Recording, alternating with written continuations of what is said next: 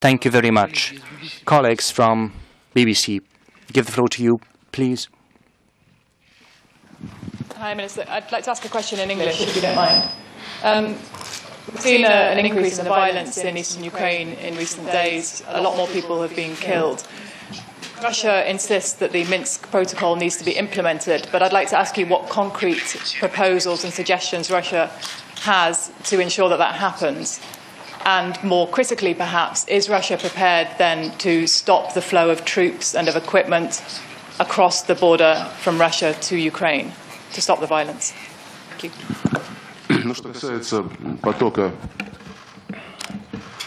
As to the flow of troops and armaments, this is not the first time we hear something like that. And each time I hear that, I say, if you're so confident about that, please present us with facts. But no one, as of yet, has been able to provide us with the facts, nor are they able to present us with the facts that allegedly our Ukrainian and American colleagues are in possession of. I refer to what has happened with the Boeing 777, neither the data from AWACS of the United States, from the American satellites. Well, all these data have not been disclosed. So before asking us when we're going to stop doing that, please present us with the evidence that we have done it. That's as to the second part of your question. And as for the Minsk arrangements, and in particular the Minsk Protocol of September the 5th, well, these are framework agreements. They have 12 points. They're very concrete. A ceasefire, the withdrawal of heavy artillery, and so on and so forth. Each of these points needs to be elaborated on. And the Minsk Memorandum of September the 19th was a tool to elaborate those points, especially as to the withdrawal of heavy weaponry and the ceasefire. Certainly, this is a very difficult subject. The coordination of these issues has not still been resolved. There is this strip of land next to the disengagement line. But even though this issue has not been able to be resolved, we have to do something else. We have to ensure the security of civilians. And to that end, we need to withdraw the heavy weaponry. This is the substance of President Putin's address to President Poroshenko. This is something we have to do very swiftly. We are going to facilitate these arrangements. We have already ensured the consent of the militia fighters to withdraw the heavy artillery from the line which is insisted upon by the official Kiev authorities. That's the concrete steps that we are undertaking to implement the Minsk arrangements. But the Minsk arrangements also have other points. And there are some who want to delay the implementation of those points. We do not agree with that. We insist on the need to implement these arrangements. First of all, the special status of the Luhansk and Donetsk People's Republics has to be negotiated.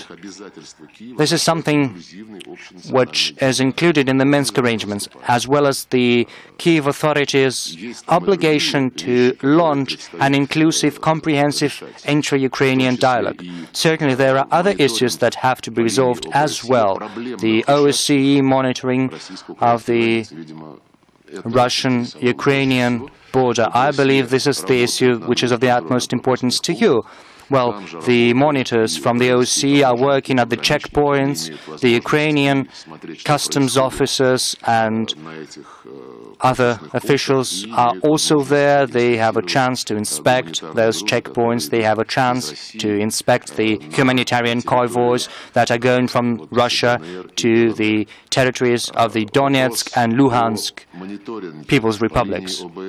As to the OSCE monitoring of other strips of the Russian-Ukrainian border, I believe this issue can be resolved in the current conditions. If the OSCE is interested in that, then it will have to negotiate this issue with those who control the checkpoints on the Ukrainian side. But should they fail to do that, then